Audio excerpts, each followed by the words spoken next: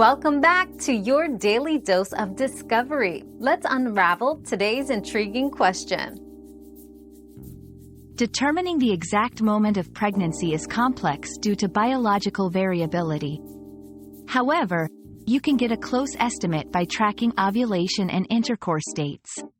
Pregnancy technically begins when a fertilized egg implants in the uterus, about 6 to 12 days after ovulation. First day of your last menstrual period, LMP, is a common reference point, but for more accuracy, consider using an ovulation calculator or ultrasound dating, especially if your cycles are irregular. Remember, individual factors can vary, so consult a healthcare provider for personalized advice.